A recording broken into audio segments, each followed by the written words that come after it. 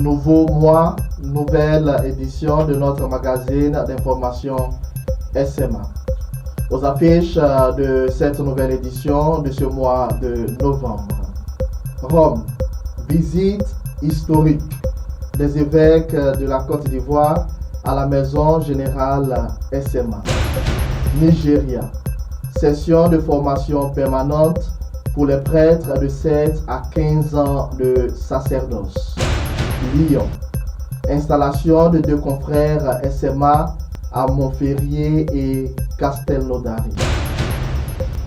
Remercier la SMA pour l'œuvre d'évangélisation commencée il y a plus de 125 ans en Côte d'Ivoire. Voilà ce qu'a tenu à faire les évêques de Côte d'Ivoire en se rendant à la Maison Générale SMA à Rome. Une visite historique marquant le dévouement et l'engagement missionnaire de la SMA dans cette partie du monde. Plus de détails sur cette visite historique dans ce reportage. Maison Générale SMA, lieu de l'administration générale de la Société des missions africaines, voici l'endroit qu'ont choisi les évêques catholiques de Côte d'Ivoire à la fin de leur visite ad limina apostolorum pour rendre grâce à Dieu pour l'œuvre d'évangélisation commencée il y a plus de 125 ans par la SMA en Côte d'Ivoire. Ils ont tenu à témoigner leur gratitude à la SMA pour les sacrifices consentis à faire de l'Église de Côte d'Ivoire ce qu'elle est aujourd'hui. Au thème de cette temps-ci, je prends la parole au nom de mes confrères évêques pour dire merci au Père de la Société des missions africaines, ceux qui animent cette maison généraliste avec à leur tête le Père supérieur. Nous savons que tous les évêques ici présents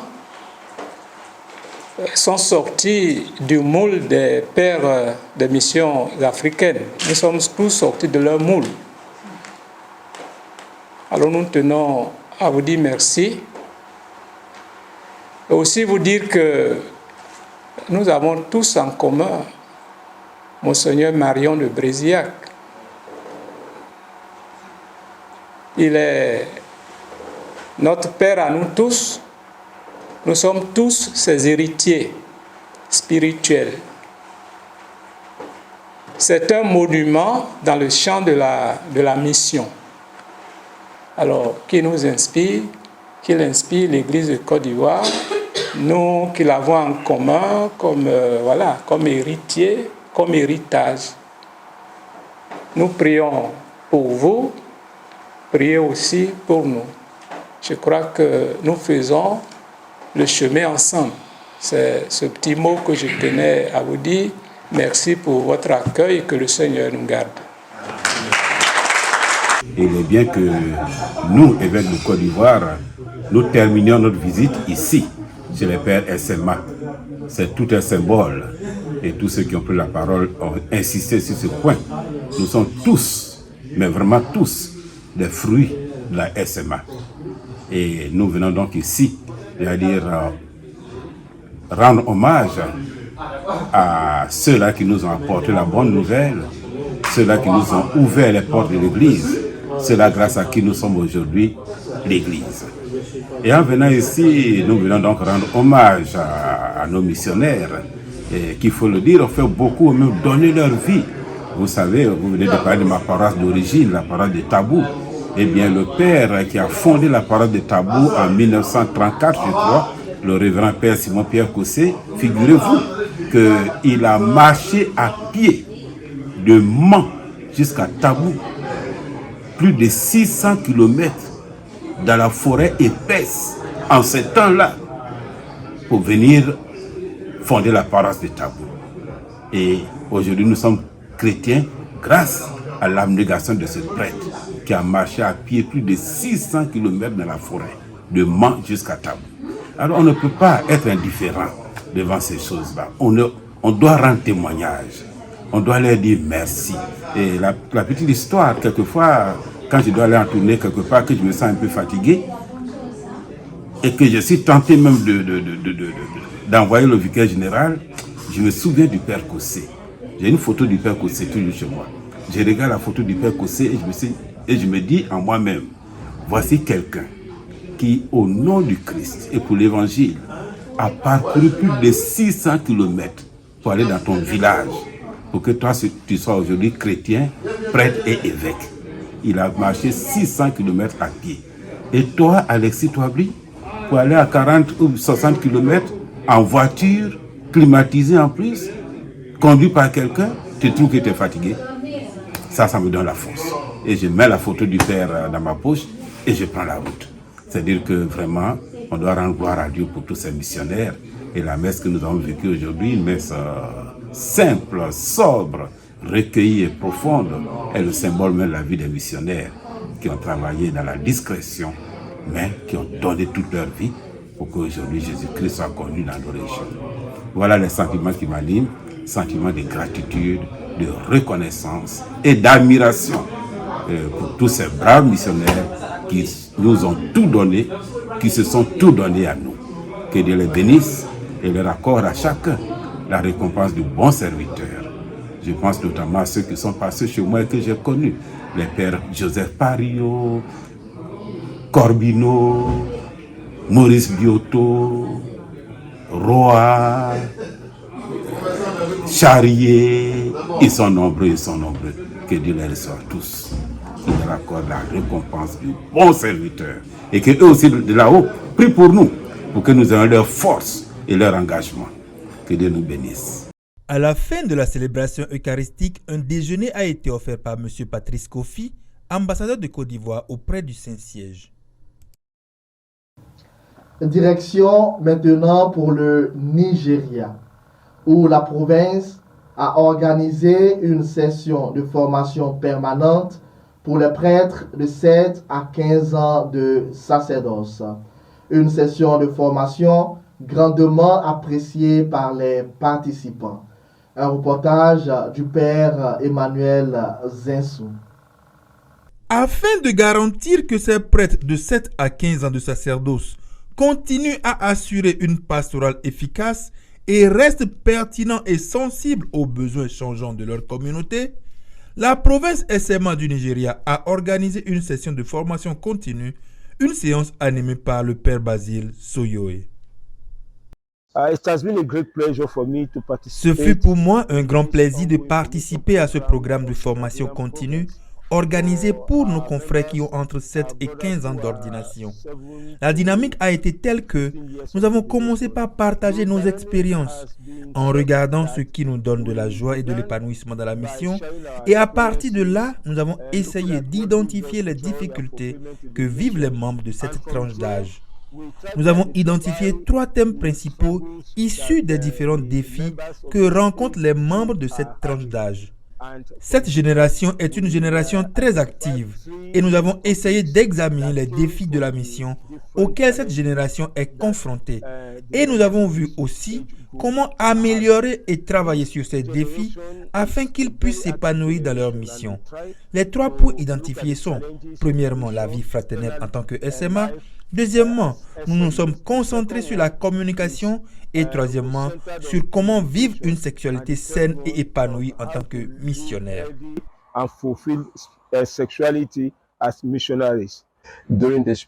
Ce programme m'a rappelé tout ce que j'ai appris pendant le temps de formation et m'a aussi permis de voir comment concrétiser ce que j'ai appris avec mon expérience pastorale et comment trouver une manière de canaliser mes énergies et connaître le chemin à suivre pour être un prêtre SMA efficace. J'ai été touché par les sujets d'ordre communautaire comme la communication, la sexualité sacerdotale et aussi les choses positives et négatives qui affectent mon propre ministère pastoral. À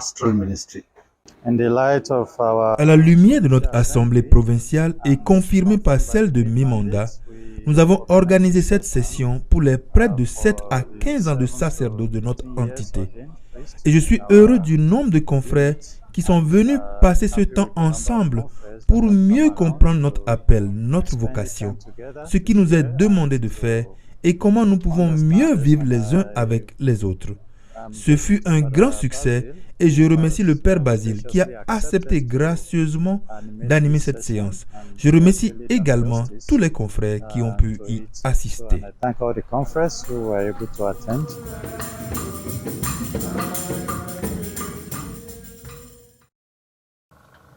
Et nous irons respectivement à Montferrier et à Castelnaudary où ont eu lieu l'installation de deux confrères SMA, l'un comme administrateur et l'autre comme curé, le 1er et 8 octobre dernier. Événement dont ont été témoins les membres du conseil provincial de Lyon et plusieurs autres invités. Un reportage du père Dominique Wabiré. Allons tous ensemble vers la montagne de Dieu.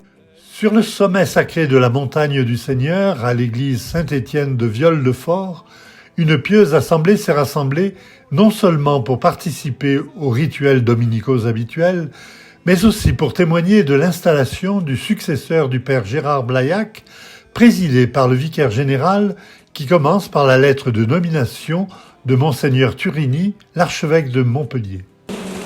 Par la grâce de Dieu et l'autorité du Saint-Siège apostolique, archevêque de Montpellier, nomme, avec l'accord de ses supérieurs, le père John Suakor de la Société des missions africaines, administrateur au service de l'évangélisation des paroisses Notre-Dame d'Alérac, Pic Saint-Loup et Pic Saint-Loup Haute-Garrigue. Aujourd'hui, vous prenez connaissance un peu mieux, ils sont installés, le père John et le père Lourou, pour être vos pasteurs. Parce que tous ensemble, vous avez à chercher la volonté de Dieu là où vous êtes. Voilà, vous aurez à votre service donc une équipe internationale, comme nous les aimons dans notre société missionnaire, pour vivre entre nous d'abord ce que nous annonçons, la fraternité entre tous les peuples. Je souhaite que le feu de la mission bouillonne du matin au soir et que cette équipe de prêtres, avec le soutien de chacune et chacun d'entre vous, reste bien ancrée sur ces trois pierres fondamentales du Père, du Fils et du Saint-Esprit. Eh bien, d'abord, nous lui souhaitons la bienvenue, comme nous le faisons pour tous les nouveaux acteurs de la vie sociale de la commune. Et nous espérons que sa présence va rassurer, va aider les nombreux chrétiens qui tenaient à avoir un prêtre sur la commune. C'est la deuxième fois que je suis installé comme curé. J'ai donc déjà vécu cette expérience. Avant, j'étais en ville. Maintenant, c'est un village et les habitants sont très accueillants. C'est donc une joie pour moi de travailler avec les gens de la paroisse. Et je suis du coup très très heureuse que John devienne notre curé. C'est vrai que nous étions comme des brebis sans pasteur, qui viennent en appui de toutes nos missions. Pour nous encourager, nous réconforter, nous conseiller. En l'espace d'une semaine, à plus de 200 km de Montpellier, une autre installation historique et significative s'est déroulée dans la maison natale du fondateur de la SMA, Monseigneur Melchior de Brézillac. L'événement s'est déroulé le 8 octobre dans la paroisse collégiale de Saint-Michel, en présence de l'évêque de Carcassonne et de Narbonne, ainsi que du provincial de Lyon et de son conseil. 180 ans après, que la SMA revienne pour prendre la charge de cette paroisse, c'est pour moi un signe très important. C'est un signe pour la SMA de retour aux sources, de réenracinement au lieu de son fondateur, et pour le diocèse, c'est un appel à la mission. Moi j'attends de la SMA qu'elle déploie ici son propre charisme, et que, ce faisant, elle fasse de cette paroisse un laboratoire pastoral et missionnaire de nouvelles manières de faire selon la grâce propre des SMA. Je n'imaginais pas que l'évêque maîtrisait notre société, notre SMA en tant que tel. Ce qui m'a beaucoup touché aussi, c'est la réaction de la part de la communauté. Les gens sont très contents. Ils me disent que c'est la première fois qu'ils ont vécu une telle célébration d'installation du curé.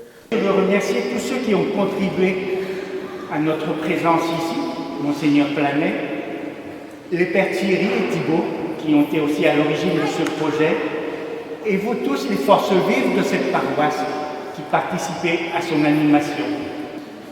Je remercie Monseigneur Bruno, qui a déjà montré son attention et sa sollicitude à l'équipe sacerdotale qui est là. À place maintenant aux informations générales. La commission Constitution, en charge de la révision des constitutions et lois de la SMA, s'est réunie du 9 au 15 octobre dernier à Rome pour une séance de travail. À la fin de leur visite ad limina apostolorum, la conférence épiscopale du Bénin a effectué une visite à la maison générale SMA le 22 octobre dernier. Les évêques, avec les membres de la communauté de la Noceta, ont ensemble dit l'Angelus qui a été suivi par un déjeuner. Les pères François de Paul Honguet et Christophe Pachout ont effectué une visite en Angola. La visite a débuté le 17 octobre et s'est achevée le 29 octobre passé. C'est avec cette page d'information que nous allons mettre fin à notre édition du mois de novembre de notre magazine d'information SMA. Merci de nous avoir suivis. Rendez-vous pour le mois prochain, toujours avec de nouvelles histoires, de nouveaux endroits. Jusque-là, portez-vous bien et que vive la mission.